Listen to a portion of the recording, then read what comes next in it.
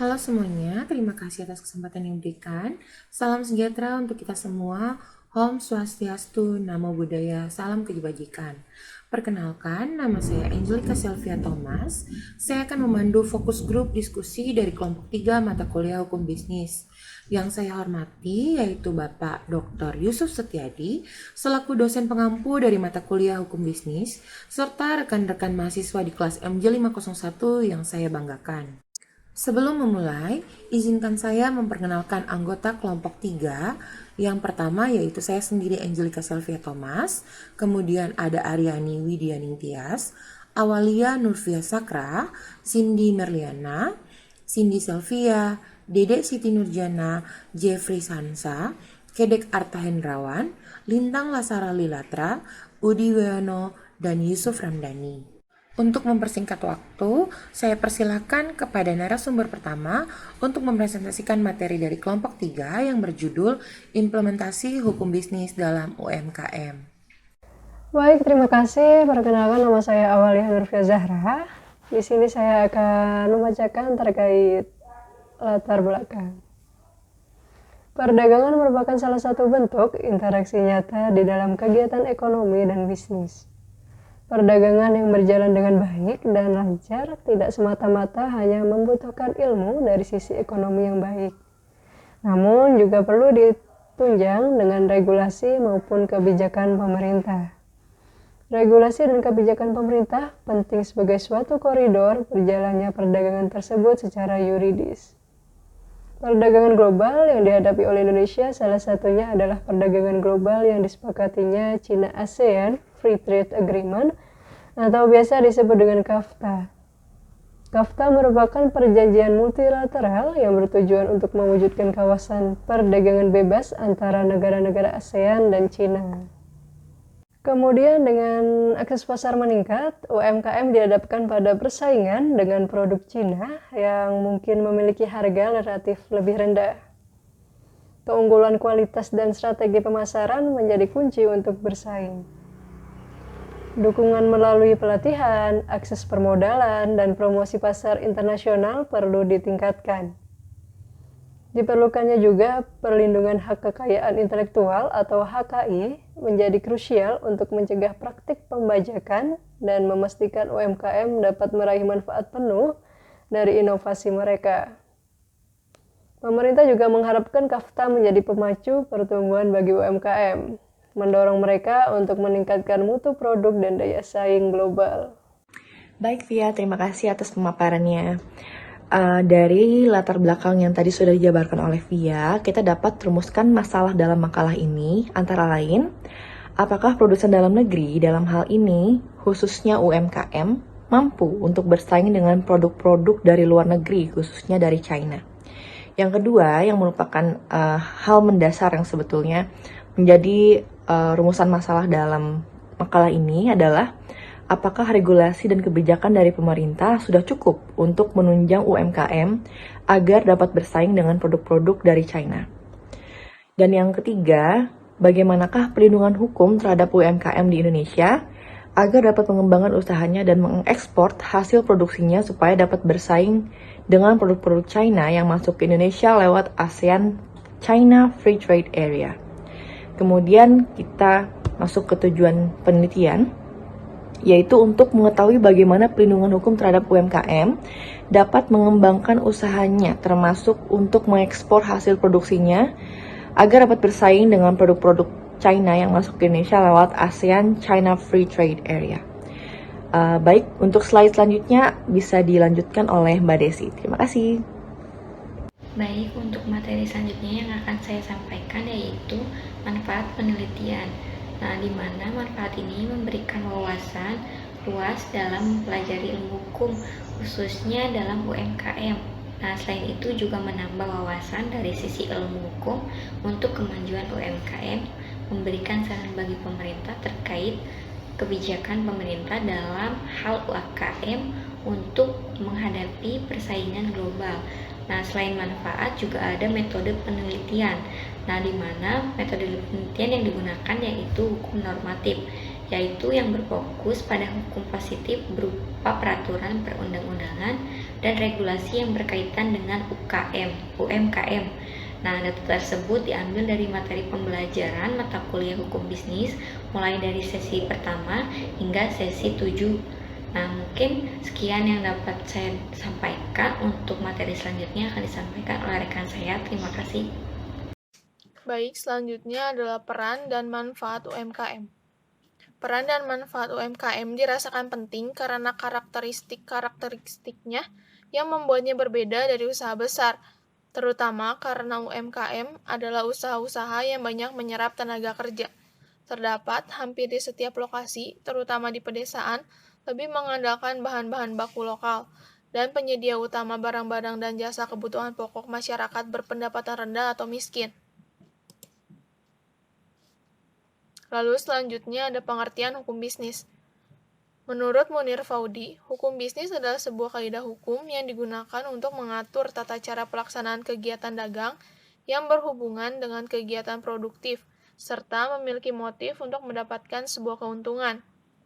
Menurut Abdul R. Saliman, hukum bisnis adalah sebuah peraturan hukum, baik yang ada secara tertulis maupun tidak tertulis. Peraturan tersebut digunakan untuk mengatur hak serta kewajiban atas perjanjian dan juga perikatan pada sebuah praktik bisnis. Lalu ada menurut Johannes Ibrahim, hukum bisnis adalah sebuah kaidah hukum yang digunakan untuk mengatur dan juga menyelesaikan berbagai macam persoalan aktivitas antar manusia yang dapat timbul khususnya pada bidang perdagangan. Landasan dalam hukum bisnis mengacu pada pasal 33 UUD 1945 yang berbunyi 1. Perekonomian disusun sebagai usaha bersama atas asas kekeluargaan. 2. Cabang-cabang produksi yang penting bagi negara dan yang menguasai hajat hidup orang banyak dikuasai oleh negara. 3. Bumi dan air dan kekayaan alam yang terkandung di dalamnya dikuasai oleh negara dan digunakan untuk sebesar-besarnya untuk kemakmuran rakyat. 4. Perekonomian nasional diselenggarakan berdasarkan atas demokrasi ekonomi dengan prinsip kebersamaan, efisiensi, berkeadilan, berkelanjutan, berwawasan lingkungan kemandirian, serta dengan menjaga keseimbangan kemajuan dan kesatuan ekonomi nasional. Amandemen keempat. 5. Ketentuan lebih lanjut mengenai pelaksanaan pasal ini diatur dalam Undang-Undang. Amandemen keempat. Landasan dalam hukum bisnis mengacu pada politik hukum RPJPN tahun 2005 sampai 2025. 1. Terwujudnya pertumbuhan ekonomi yang berkelanjutan. 2. Regulasi problematika ekonomi. 3. Kepastian investasi. 4. Penuntasan korupsi, kolusi, dan nepotisme. 5. Tertib penyelenggaraan negara. 6. Fundamen daya saing global sesuai UU nomor 17/2007 strip RPJPN 2005 sampai 2025. Tujuan dari hukum bisnis adalah 1. Adanya hukum bisnis bertujuan untuk mengatur serta melindungi berbagai jenis bisnis atau usaha dagang yang dilakukan, mulai dari bisnis dengan skala besar hingga bisnis kecil, seperti UMKM.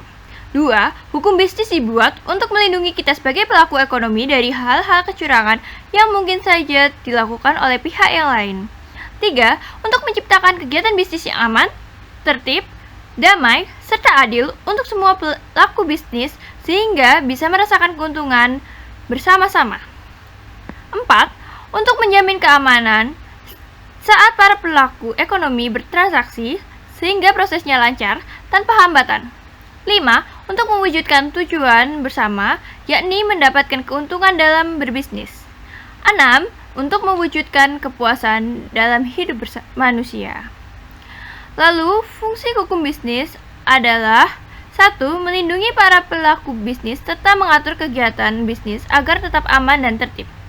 2. Mengatur hak dan kewajiban masing-masing pelaku bisnis sehingga bisnis atau usaha yang dijalankan tetap berjalan di jalur yang sudah ditentukan dan meminimalisir sengketa yang mungkin terjadi.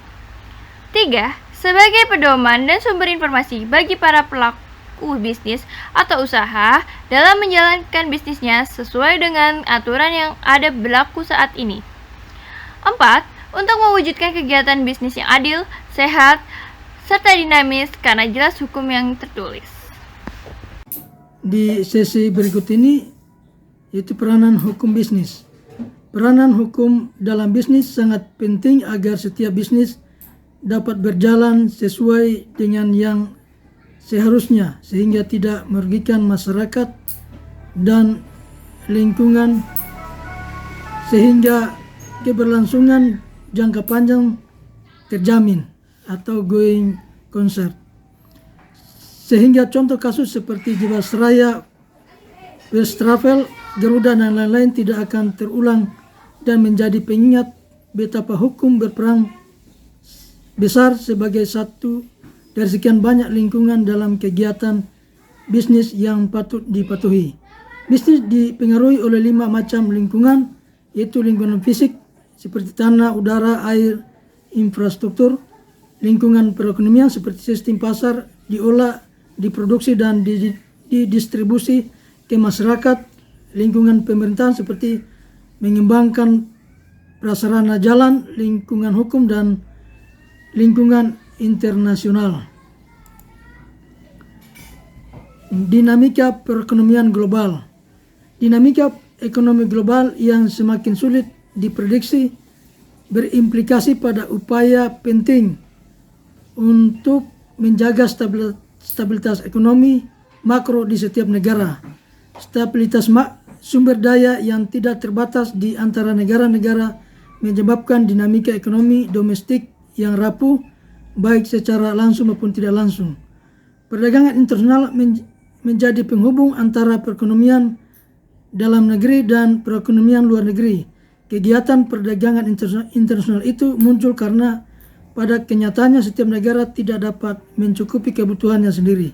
Keinginan perdagangan internasional merupakan kegiatan tukar-menukar barang maupun jasa antara dua negara atau lebih. Baik, selanjutnya bentuk dan kejahatan dalam bisnis. Dalam era kemajuan teknologi dan serta perdagangan yang mengglobal sekarang ini, ada beberapa praktik bisnis yang dilakukan baik dengan cara yang dapat diterima sesuai dengan praktik bisnis yang bermartabat. Tetapi ada juga praktik bisnis yang dilakukan yang tidak bermartabat atau merugikan yang lain. Antara lain, poin A, pertama, pemakaian bahan baku di bawah standar sehingga membahayakan kesehatan dan keselamatan jiwa konsumen. Kedua, pemberian informasi yang tidak benar terhadap suatu produk yang dihasilkan sehingga konsumen terkecoh dan dirugikan karena tidak mendapatkan produk yang sesuai dengan informasi yang diberikan. Ketiga, pelaku bisnis tidak peduli terhadap dampak lingkungan akibat dari limbah produksi. Dan praktek-praktek lain yang merugikan seperti pemasangan iklan-iklan yang memanfaatkan dari pemikiran atau yang ada di benak konsumen yang dapat menyesatkan masyarakat. Nah, selanjutnya di sini untuk mekanisme penegak hukum.